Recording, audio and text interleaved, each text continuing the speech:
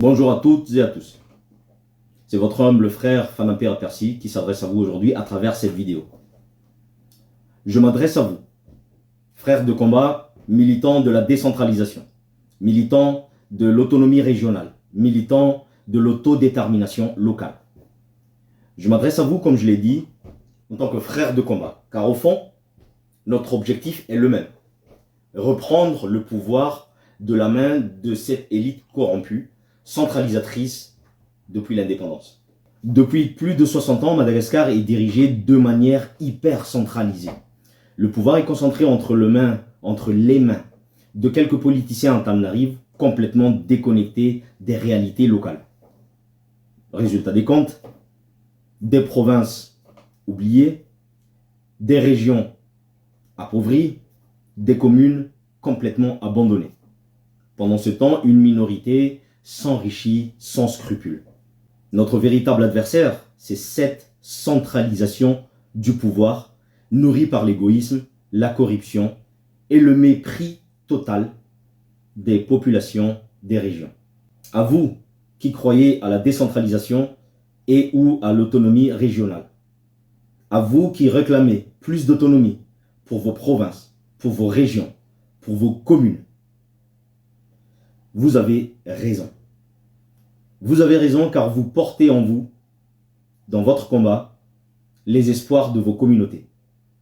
Mais laissez-moi vous dire ceci. La décentralisation sans fédéralisme est une illusion. L'autonomie des régions sans fédéralisme est une utopie car elles restent dépendantes de la volonté de la capitale. Elles peuvent être suspendues, affaiblies, voire même ignorées.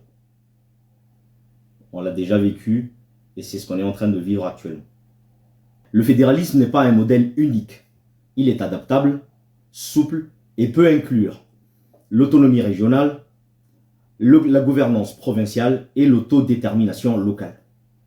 Il ne s'agit pas d'opposer le fédéralisme à la décentralisation ou à l'autonomie régionale, mais il s'agit de comprendre que le fédéralisme garantit la décentralisation, l'autonomie régionale et l'autodétermination locale. Il donne au territoire des droits constitutionnels et non des faveurs octroyées par l'État central. Imaginez une république fédérale de Madagascar où chaque région définit ses priorités économiques, sociales et culturelles. Chaque peuple a le droit de construire son avenir selon ses valeurs.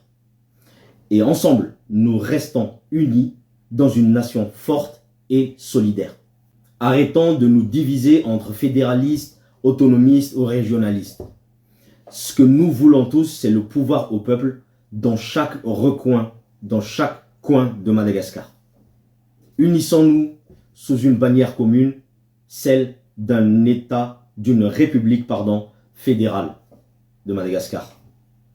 C'est dans ce contexte que nous pourrons concrétiser tous nos projets, tous vos projets de société dans vos provinces, dans vos régions et dans vos communes. Le moment est venu. Ne restons plus dans l'attente d'un État central qui ne viendra jamais. Reprenons notre destin en main ensemble. Faisons du fédéralisme notre outil commun de libération, car notre cause est juste et notre unité sera notre force. Vive les peuples de Madagascar et vive la République fédérale de Madagascar.